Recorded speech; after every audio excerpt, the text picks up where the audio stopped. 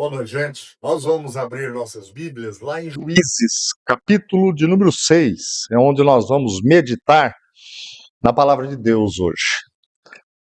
Juízes, capítulo 6, do versículo 11 ao 14, tá? Somente do 11 até o 14. A palavra de Deus nos diz assim: Então o anjo do Senhor veio e sentou-se debaixo do grande carvalho em Ofra, que pertencia a Joás, do clã de Abiezer, Gideão, filho de Joás. Estava debulhando trigo no fundo de uma prensa de uvas, a fim de não ser descoberto pelos midianitas. O anjo do Senhor apareceu a Gideão e disse: O Senhor está com você, guerreiro corajoso. Gideão respondeu: Meu senhor, se o Senhor está conosco, por que aconteceu tudo isso? E onde estão os milagres de que nossos antepassados nos falaram? Acaso não disseram: o Senhor nos tirou do Egito? Agora, porém, o Senhor nos abandonou e nos entregou nas mãos dos midianitas. Então, o Senhor se voltou para ele e disse: Vá com a força que você tem e liberte Israel dos midianitas. Sou eu quem o envia. Amém. Pai, nós queremos ouvir a tua voz é preciosa para nós. Senhor, mas livra-nos de ouvirmos a tua voz, a tua palavra, e nos refugiarmos em qualquer outra coisa que não seja o Senhor. Fala conosco, meu Deus, enche-nos com a graça do Senhor nesta noite e ajuda-nos a aprender e a colocar em prática tudo aquilo que é vontade do Senhor. Oramos em nome de Jesus. Amém. Dificuldade até a vitória é o tema que eu quero tratar nessa noite. Durante a Segunda Guerra Mundial, na Europa, muitos refugiados judeus, eles se escondiam, eles se camuflavam por causa do medo de serem apanhados, enviados para os campos de concentração ou serem mortos mesmo. E uma das histórias que repercutiu por todo o mundo é a história da família de Anne Frank. Ela e sua família, durante 2 anos, ficou escondida, ficou restrita a um pequeno espaço para, diante do medo da morte ou dos campos de concentração, para que sua família ali pudesse ser protegida desta forma. Escondendo-se por causa do perigo iminente, por causa das dificuldades que estavam vivendo ali na Europa, principalmente a Alemanha e os países mais próximos ali. Nós vamos encontrar nesse texto aqui de Gideão algo semelhante. Mas no caso da família desta jovem, dessa adolescente, nós vamos perceber que eles continuaram vivos nesse período, mas eles não tinham uma vida plena. Era uma vida muito restrita, a liberdade, não podiam às vezes nem espirrar. Detalhes que nós estamos acostumados todos os dias, de coisas que nós fazemos, eles foram privados. E Gideão, ele está em uma época, em um tempo em que um outro povo, povo de uma região chamada Midiana, a Bíblia também está oprimindo. Tudo que os israelitas plantavam, todas as lavouras, eles vinham, eles estragavam, eles colocavam pedras naquelas lavouras, de tal modo que eles não podiam nem preparar aqueles campos. Então, nós encontramos aqui um jovem, Gideão, que está debulhando o trigo em um lugar de fazer vinho. O texto diz que ele fazia isso para ser preservado, para não perder nem o alimento, que era o trigo, tão precioso em uma época de carência, como também não perder a própria vida. Foi desta forma, desta maneira que Deus se encontra com este jovem. Ele procurando preservar a vida dele, da família, mas todo o povo de Israel. O texto vai nos dizer, anteriormente nós não lemos, mas o texto vai nos dizer que os israelitas estavam vivendo em cavernas, escondidos, em lugares que ninguém imaginava, somente para se preservarem. E o que nós podemos aprender aqui? Porque eu tenho certeza que algumas coisas que nós vamos refletir aqui, talvez aconteça na nossa vida. Presta bem atenção. Em primeiro lugar, às vezes aprendemos, diante das dificuldades, a esconder-nos da realidade. Às vezes a gente aprende a se esconder da verdade, da realidade que está no nosso entorno. A vida nos apresenta situações que amedrontam. Períodos da vida que a gente fica com medo, igual estava o Gideão. A cena é forte. Malhar trigo no tanque de prensar uvas. Não era normal, mas era, de certa forma, inteligente. Porque não era um lugar que ninguém imaginava que alguém fosse ali preparar o seu alimento tão importante. Gideão sabia da dificuldade que o povo vivia. Ele era parte do povo, ele estava por dentro de todas aquelas ameaças dos midianitas, ele tinha notícias, olha, fulano perdeu seu filho, olha, cicrano perdeu toda a sua lavoura, perderam as sementes, perderam tudo por causa dos midianitas. A crise não era imaginária, ela era real, estava acontecendo mesmo. Ele não era preguiçoso, porque ele está trabalhando. Ele, naturalmente, ele e a família plantaram, colheram um pouco de trigo e ele estava ali debulhando os seus grãos. Aquilo serviria de alimento de diversas formas. O problema não era a falta de ação, mas falta de liberdade e esperança. Sabem, a gente normalmente não valoriza a liberdade que a gente tem diariamente.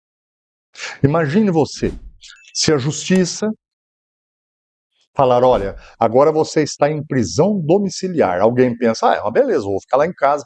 Fica lá, obrigado, sem poder pôr o pé para fora. Para você ver o que é restringir a liberdade de alguém.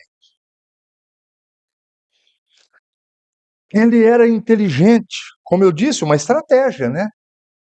Em um lugar que não era para aquele fim, para fazer vinho, ele estava debulhando trigo. Ele pensa, estou protegido. Estou seguro. Em tempo de medo, esse jovem se fechou para a realidade.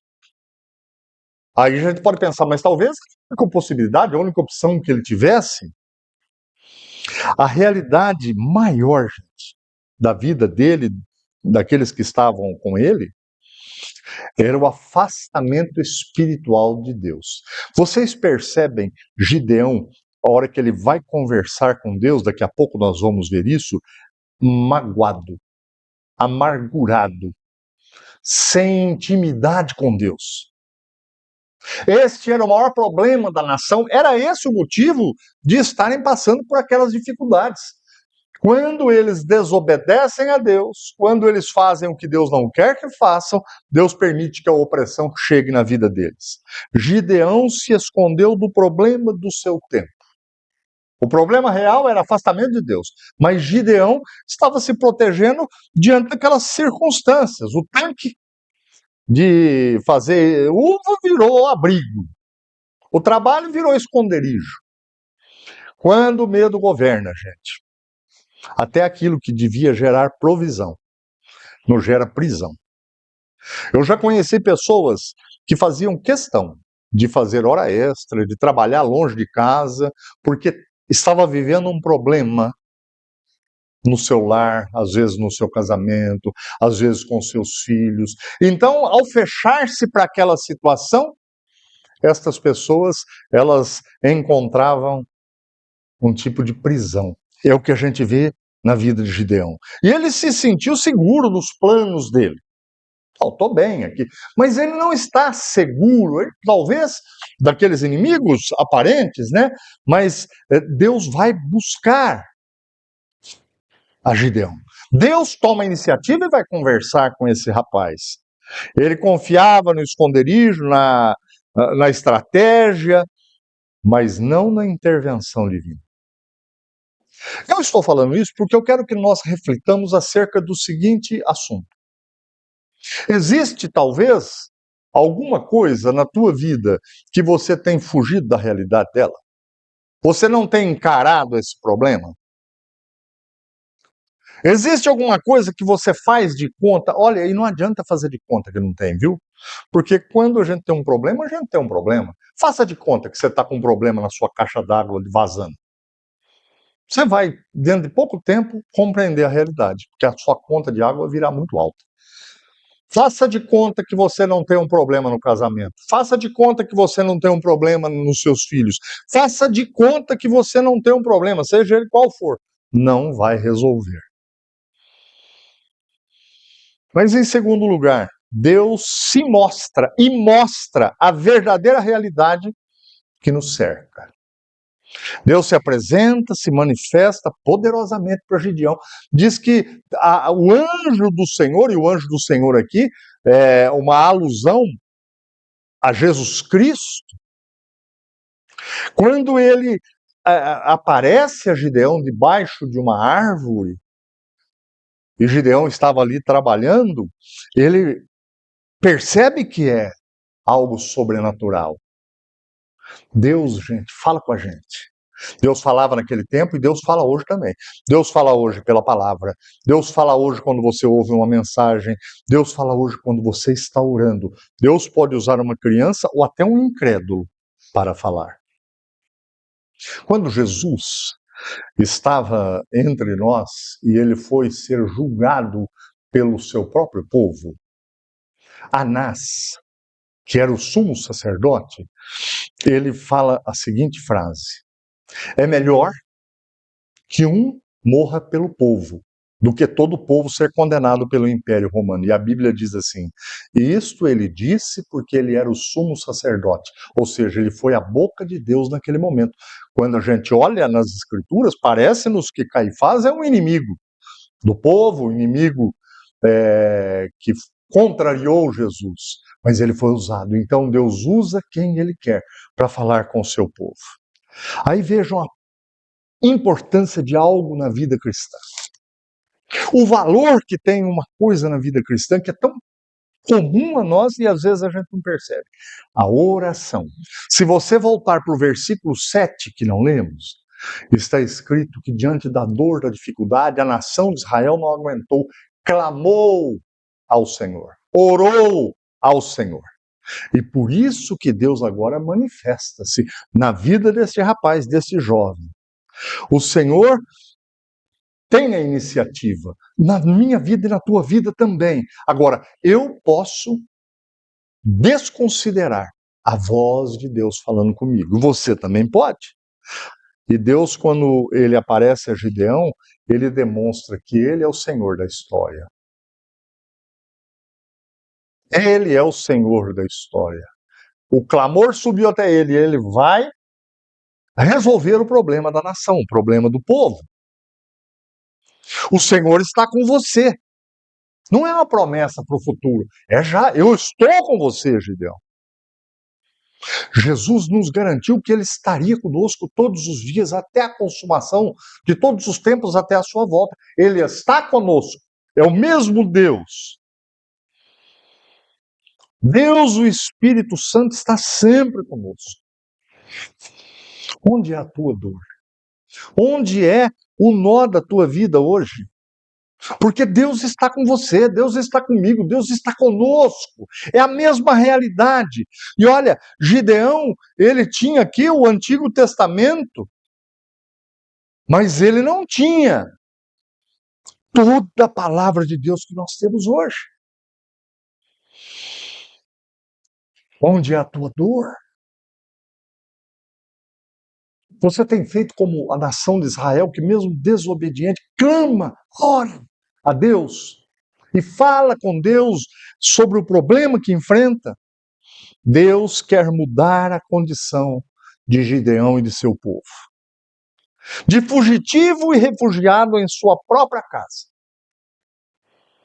Deus irá dar protagonismo para Gideão. Ele vai deixar de ser somente um figurante na história para ser protagonista. Ele vai assumir o papel principal na história do seu povo.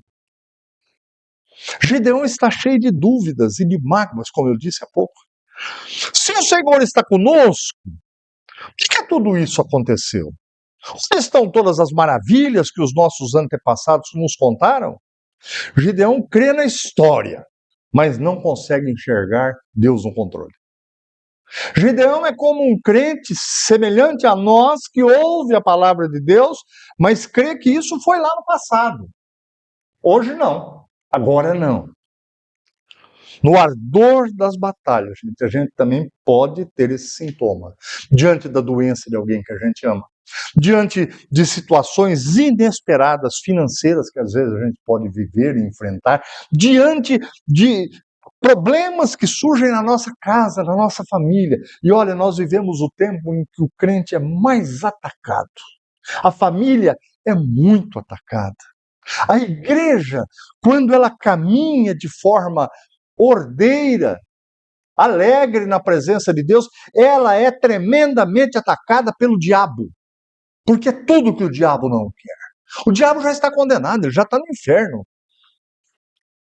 Mas a igreja ordenada, ela lança luz diante de uma imensidão de pessoas que está vivendo dias tenebrosos, de trevas. Gideão se sente só, juntamente com a nação. Estou só, é cada um por si. Agora, porém, o Senhor nos abandonou e nos entregou nas mãos desse povo, dos midianitas. Quando a gente está na caverna do medo, é muito fácil o nosso coração se encher de mágoas e de dúvidas. E começarmos a questionar muitas coisas. Mas se Deus existe, por que eu estou enfrentando isso? Se Deus existe, por que aconteceu desta forma? Achamos que ele nos abandonou, assim como Gideão, quando na verdade ele está mais perto do que nós imaginamos. O Senhor Deus se faz presente diante daquele que está aflito, diante daquele que está sofrendo, chorando ou amargando uma situação muito difícil. E finalmente, nós vamos encontrar aqui no texto a virada na vida que não vem sem lutas. A virada na minha vida, na tua vida, igual ou semelhante a Gideão, não vem sem que a gente lute. Não apenas nos mostra que está perto, ele fala conosco. E olha, como que eu sei, pastor, que Deus está falando comigo? Você pode ter certeza. Quando o anjo aparece, Gideão sabe que está falando com Deus, com o enviado de Deus.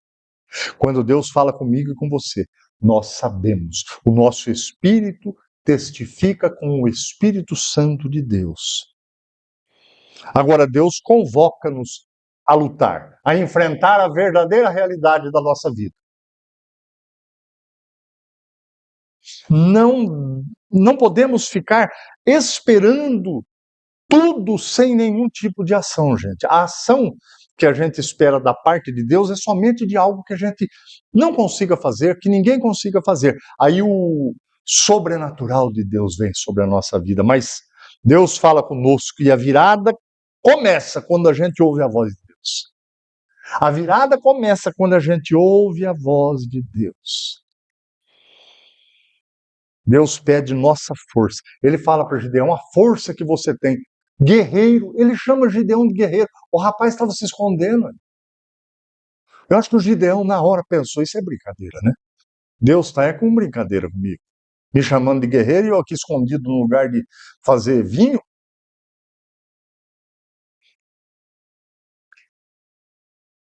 A Bíblia diz assim, tudo que você fizer, faça bem feito. Deus pede todas as nossas forças. Numa outra tradução, a Bíblia diz assim nesse texto, em Eclesiastes, tudo que te vier a mão para fazer, faze-o conforme as tuas forças. Ou seja, diante das lutas que a gente enfrenta, o que Deus exige de nós é nos dispormos com todos os dons, com todos os talentos, com tudo aquilo que a gente tem para lutar contra o que nós estamos enfrentando. Apenas podemos obedecer a Deus se colocarmos todas as nossas forças à disposição de Deus, todos os nossos talentos à disposição de Deus. Eu estou dizendo isso porque existe algo próprio de cada um de nós diante das lutas. As lutas, por mais semelhantes que sejam na minha vida, na sua e de outros, elas serão enfrentadas de um modo muito peculiar a quem você é. Deus sabe, gente, que temos limitações. Às vezes a gente pode, diante das dificuldades, pensar como Gideão, né? Poxa, eu não tenho essa força toda. Gideão, ele vai dizendo um pouco à frente a Deus, ele fala, eu sou da família de Manassés, e o menorzinho da minha família. Ele está dizendo, nós não somos os mais ricos, nós não somos os mais preparados. O senhor parece estar enganado. Deus te conhece, Deus me conhece. Ele sabe como você pode se posicionar, mas o principal, ouvir Deus falando com você. Deus deixa claro que pode garantir a vitória. Sou eu quem está enviando você, Gideão.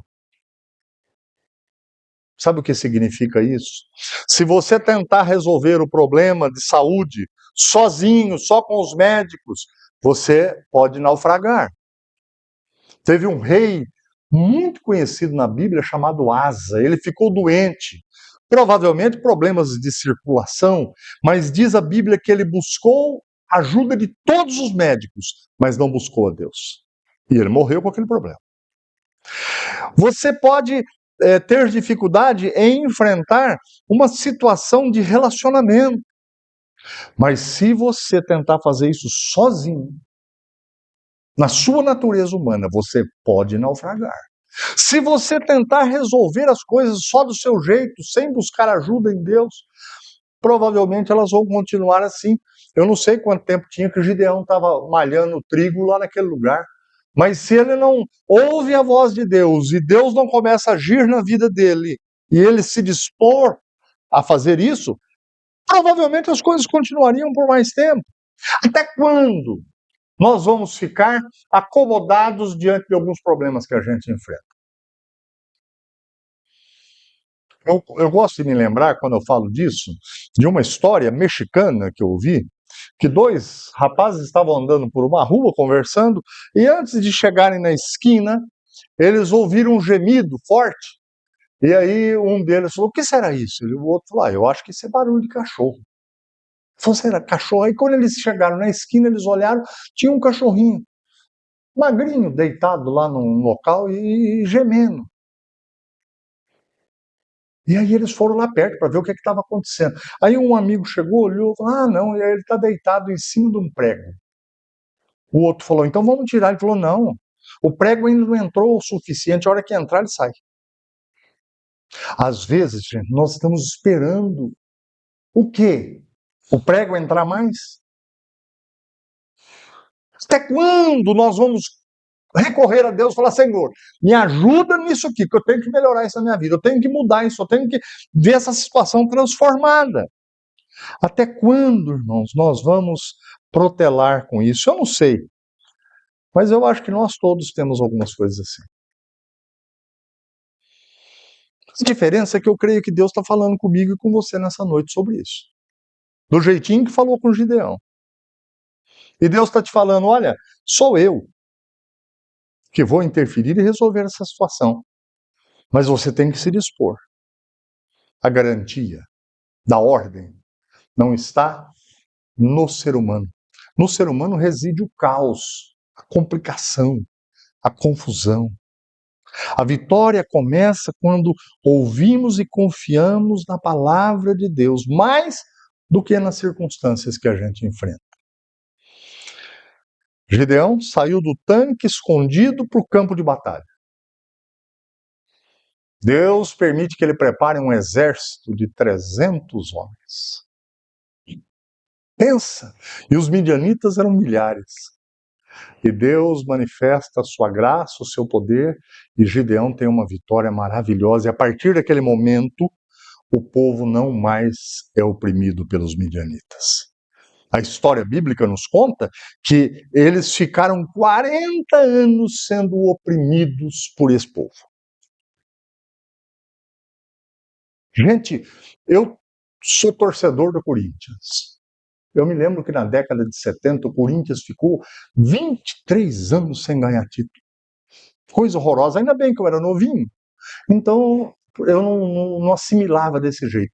Mas depois de 23 anos o Corinthians foi campeão paulista contra a Ponte Preta.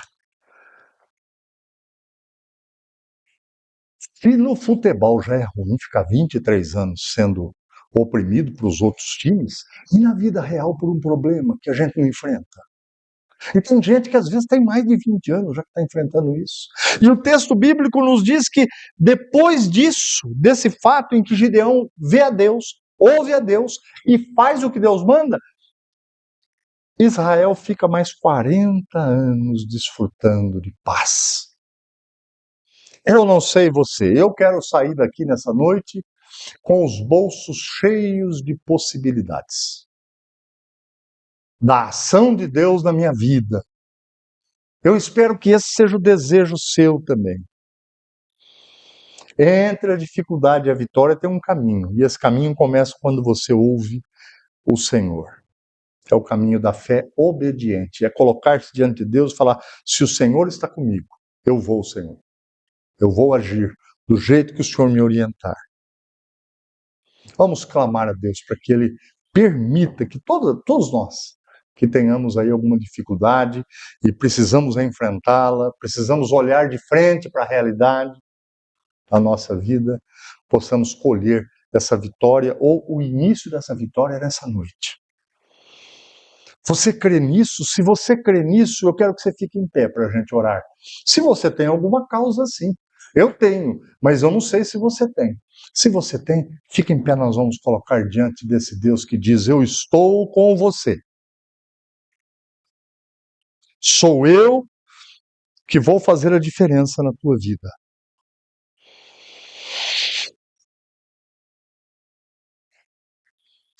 Senhor, nós somos povo teu. Nós fomos comprados por Cristo com o sacrifício oferecido lá na cruz do Calvário. Meu Deus, o nosso Senhor Jesus é a nossa maior inspiração. No momento de maior dor em sua vida, ele não driblou a realidade, ele foi para a cruz. Ele fez a tua vontade. Nós queremos também fazer a tua vontade. Nisso que talvez seja o maior problema, ou o maior desafio na vida de cada um de nós aqui. O Senhor nos conhece a todos. Ó Pai, o teu povo está em pé, confessando que precisam do Senhor, cada um colocando diante de ti o seu coração nessa hora. Meu Deus, abençoa-nos. Meu Deus, dá-nos visão. Possibilita-nos, ó meu Deus, enxergar que esta situação tem jeito. É possível revertê-la se o poder e a manifestação do Senhor em nossas vidas forem concretos. Abençoa-nos, ó meu Deus. Cuida de cada situação que está sendo agora colocada diante do Senhor. Tu conheces a cada um de nós, mas quando confessamos ao Senhor nossas lutas e dificuldades, e cremos que o Senhor está agindo, tudo é possível que crê. Abençoa, meu Deus, abençoa a todos aqueles que nesse momento estão clamando. Nós oramos em nome de Jesus Cristo, Senhor e Salvador nosso. Amém.